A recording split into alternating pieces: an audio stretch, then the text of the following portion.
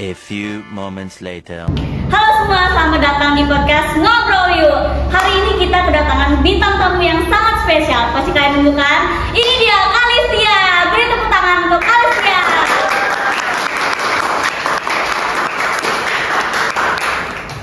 Hari ini bintang tamu kali ini itu adalah seorang alumni, yaitu siswa dari SMK mana Kak ya? SMKTI Bali Global. Oke, SMKTI Bali Global, sangat hebat kan? Hari ini bintang tamu kali itu adalah siswa alumni PDN, yaitu Pelangi Dharma Nusantara. Kita akan cakap-cakap sedikit nih tentang personalnya Kak Listia. Katanya bisa dibilang Kak Listia ini sangatlah aktif, inovatif, dan kreatif. Oke, jadi kita agak sedikit geser ya skinnya kameranya ke Kak Listia, bintang tamu kali ini yang sangat cantik. Oke, Kak Listia, mau tanya sedikit nih. Tadi sebelum kesini ada kendala nggak? Mungkin macet ataupun rintangan ataupun acara? Mungkin itu sebelumnya tadi pagi kebetulan ada kegiatan olahraga sekolah nih. Habis kegiatan olahraga sekolah itu ada tugas yang perlu diselesaikan hari ini. Yang mungkin habis menyelesaikan tugas itu mungkin ternyata jamnya mepet, makanya itu buru-buru sih. Oke, Kak mau tanya hari ini apa kabar? How are you guys hari ini? I'm fine. Oke, Kak boleh sama gue nih. Sudah lama tidak berjumpa guys sama bintang tamu kali ini.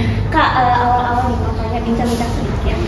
Kan Kak Listia ini bisa dibilang sampai guru-guru tahu ya kalau Kak Listia ini sering ngikutin lomba, event-event di sekolah yang pastinya menang juara satu terus ya di kelasnya ya. Kak mau tanya dulu kakak ini SD ini dari mana ya? Mungkin kakak SD ini kurang aktif mungkin. Terus sampai ke SMP sangat aktif. Itu bisa dijawab Kak? Oke. Jadi dulu kakak itu SD di Denpasar Timur, itu di dekat Pasar Renung itu ada namanya SDN 17 Negeri Puri. Dulu di sana tuh kakak nggak seaktif di SMP, ya masih sering ikut lomba, cuma ya itu jarang menang gitu. Itu akhirnya nanti aktifnya itu kemudian di SMP gitu. Oke Kak, mau tanya nih, kenapa sih Kak Listia tuh bisa tertarik untuk masuk atau daftar ke sekolah PDN ini? Itu jadi ada dua faktor. Yang pertama itu karena PDN ini sekolah swasta. Itu kebetulan kakak itu di luar Denpasar, jadi mau nggak mau kalau mau sekolah di Denpasar itu kan harus jadi yang swasta gitu. Terus yang kedua itu karena itu dikenalin sama teman bapak. Kak mau tanya nih, gimana sih Kak Listia tuh bisa jadi siswa yang bisa dibilang ya sangat aktif di sekolah, sangat kreatif. Gimana sih Kak awalnya menjadi siswa yang sangat aktif dan kreatif? Awalnya? Ya. Itu jadi awalnya itu kan waktu kelas 7 itu masih ini ya, masih pembelajaran online ya kan gitu. Nah, masuk ke kelas 8 semester 2 itu kakak mulai kenal sama Kak Dayu. Ya, Kak Dayu kan orangnya aktif kali gitu. Awalnya kakak pendiam di situ. Akhirnya karena kakak sering berinteraksi sama Kak Dayu, wah, akhirnya dapat termotivasi gitu lah. Kalau Kak Dayu bisa, kenapa saya enggak gitu. Kira-kira nih Kak, ini pertanyaan yang sangat mungkin Kak Listia dari dulu tuh idam-idamkan ya. Jadi kira-kira nih Kak, kalau misalnya Kak Listia diizinkan sama organisasi atau sekolahnya Kak Listia sekarang ini SMKTI Bali Global untuk membuat event ataupun proyek di sekolah, kira-kira apa sih yang akan Kak Listia buat? Kalau itu berhubungan sama sekarang kan Indonesia sudah memasuki era revolusi industri 4.0 ya. Jadi semuanya itu serba digital. Jadi rencananya kalau memang sempat, tadi udah dulu sih, itu maunya Kak bikin semacam project itu mengembangkan channel sekolah. Itu mungkin kita bisa membuat project untuk konten kreator atau UMKM yang berbasis digital, gitu. Bisa kayak berjualan online gitu. Jadi kita tidak hanya menggunakan internet untuk pembelajaran, tapi juga kita belajar untuk memanfaatkan di luar pembelajaran. Berarti kira-kira proyek yang akan Kak Listia beri itu berbasis digital ya. Oke Kak, kan tadi Kak Listia bilang kalau Kak Listia ini awalnya kurang aktif dan ketemu sama orang yang sangat aktif ya, Kak Dayu kayak teman-teman. Nah kan banyak mungkin yang di kelas Kak Listia dulu sampai sekarang mungkin yang ada siswa teman atau teman Kak Listia yang kurang aktif. Nah gimana sih menurut Kak Listia itu cara membuat siswa atau teman Kak Listia menjadi lebih aktif? Kalau itu menurut kakak, udah kakak pernah nih berdasarkan pengamatan kakak ada sih murid yang kurang aktif. Nah itu menurut kakak caranya itu biar dia aktif, kita berusaha berkomunikasi sama dia biar dia itu memupuk rasa percaya dirinya. Karena kalau ada murid yang kurang percaya diri, maka dia itu akan merasa enggan untuk menjadi aktif di segala aktivitas. Oke Kak, jadi seputaran tadi udah aktif ya Kak. Aku mau tanya Kak, menurut pendapat Kak Listia, cara meningkatkan kreativitas siswa dalam pembelajaran atau organisasi itu gimana? Untuk cara meningkatkan kreativitas itu mungkin kita bisa menjalankan proyek-proyek ini sudah seperti yang berjalan itu kayak P5 gitu. Jadi kita nggak cuma belajar melalui buku, itu kan terlalu bosan gitu. Jadi kita melatih daya pikir siswa itu untuk membuat suatu kreasi yang menarik gitu. Nah, fun fact nih Kak, katanya Kak Listia itu dari SMP PDN ya, itu suka banget katanya gambar fiksi. Waduh, ya. Itu menurut Kak Listia itu motivasi apa sih yang membuat Kak Listia itu kayak aduh aku suka banget nih sama gambaran. Apakah Kak Listia mau mengembangkan itu bakat Kak Listia atau bagaimana? Itu awalnya sih iseng dulu waktu COVID. Mungkin ada beberapa murid atau beberapa orang yang suka nonton anime gitu. Itu juga kakak mulai nonton, akhirnya ternyata kayak bagus-bagus. Nah, cobalah bikin. Waktu pertama bikin masih jelek gitu. Akhirnya tuh berusaha terus kerja keras gitu, latihan akhirnya bagus gitu. Terus tiba-tiba ada motivasi gimana kalau karakter ini di kemudian hari itu bisa digerakin terus punya film sendiri gitu. Akhirnya itulah kenapa Kak terus kembali gitu. Nah Kak, kan Kak Listia mungkin punya relasi teman atau teman yang sangat banyak lah ya, dari mungkin alumni ataupun sekarang teman Kak Listia. Nah mungkin Kak Listia pernah lihat gak contoh perilaku siswa yang kreatif menurut Kak Listia? Kan Kak Listia ini sudah sangat bisa dibilang sangat kreatif ya, sangat inovatif dan sangat aktif. Gimana tuh Kak? Kalau contoh siswa yang kreatif itu berdasarkan pengalaman kakak juga, itu waktu kelas 9, kalau misal contohnya ada tugas membuat presentasi gitu. Kalau siswa yang tidak kreatif, itu dia akan buat presentasi sebagaimana mestinya. Mungkin dia bacain, ada sesi tanya jawab, selesai. Tapi ada salah satu siswa, itu dia tingkat kreativitasnya lumayan tinggi.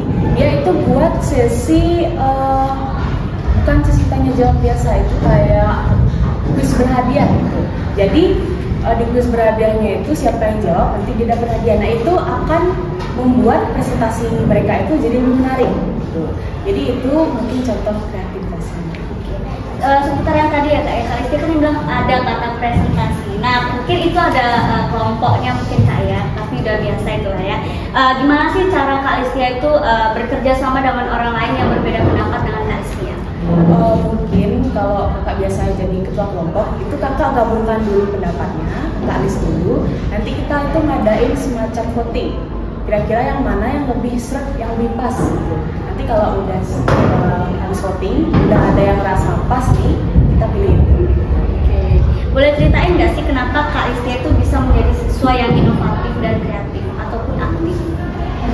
Kalau itu sih mungkin pandangan dari orang gitu.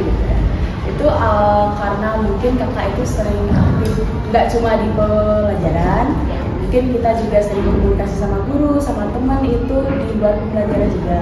Terus kemudian kalau ada kegiatan sekolah itu, kakak biasanya itu berusaha gimana biar kita kelihatan, orang tahu kalau kita ada di aktivitas itu. Kak, kan tadi kakak bilang kalau misalnya kakak itu senang banget, enggak bilang sih ya punya senang banget sama namanya event gitu ya. Oke, apa sih kegiatan yang menurut kakak yang di sekolah ataupun organisasi menurut kakak yang sampai buat kakak itu excited dan mastiin kakak pasti bakal menang nih lomba ini? Itu biasanya lomba-lomba yang beda di sekolah ya. Itu mulai dari lomba 17-an, lomba di sekolah itu seru sih banget. Contoh lombanya itu seperti apa Kak? Mungkin non akademik ataupun akademiknya? Kalau biasanya yang kakak ikutin itu karena kakak udah bosen sama akademiknya, mungkin kakak nyarinya yang non akademik kayak biasanya lomba marhar, murid aksara. Mungkin ada kesalahan, mungkin ada sesuatu yang mengganggu kakak nanti. Kakak, saya mau tanya Kak, apa sih kebiasaan yang menurut kakak tuh mengganggu kreativitas siswa ataupun aktivitas kakak yang mungkin kakak sukai? Itu biasanya waktu siswa itu yang sering dipadahkan tugas terlalu banyak gitu. Mungkin biasanya iya tugas itu penting, cuma kalau terlalu banyak itu terlalu gini kan, stres gitu jadinya. Ya Terus juga kalau pembelajarannya itu dibatasi, kita nggak boleh gini-gini, kita nggak boleh gini-gini, itu jadinya ya kreativitas siswa itu jadi terkekang gitu, nggak dikasih waktu berkembang gitu. Oke, nah Kak, seputaran tadi kebiasaan yang mempengaruhi kreativitas. Nah, aku mau tanya lagi sekali nih, risiko terbesar yang pernah Kakak alami dalam pelajaran itu apa sih? Mungkin ya karena Kakak ya jujur orangnya itu sering cepat putus asa. Itu apalagi kalau ada proyek besar nih, rencananya udah pas, persiapan udah pas, tiba-tiba gagal. Itu sering buat mental Kakak down. Jadi proyek yang lain itu juga berkemungkinan ikut down gitu. Nah, itu tuh gimana sih cara menghadapi rasa kegagalan yang pernah Kakak alami di event ataupun lomba? Ya, itu sih caranya Kakak konsultasi biasanya sama orang-orang terdekat gitu. Jadi nggak dipendam sendiri. Jadi kalau kita pendam sendiri itu justru kita akan semakin jatuh gitu. Kalau kita konsultasi itu ada kemungkinan kita bisa sedikit meredakan beban hati. Oke, Kak mau tanya nih, Kakak kan menjadi siswa yang inovatif, aktif dan kreatif di sekolah ya. Itu karena paksaan maaf ya Kak ya, karena paksaan atau keinginan sendiri? Itu murni karena keinginan. Karena kalau misal dijalankan itu sebelum aktif sih emang rasa ngapain sih jadi siswa aktif, campur gini. Ternyata baru Kakak udah jadi siswa yang aktif itu ternyata seru lumayan.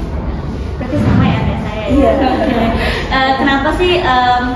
Gimana sih cara Kak Alistia itu menghadapi rasa kegagalan kayak tadi? Misalnya itu kan dalam pembelajaran, mungkin dalam presentasi ataupun event-event itu bagaimana sih Kak?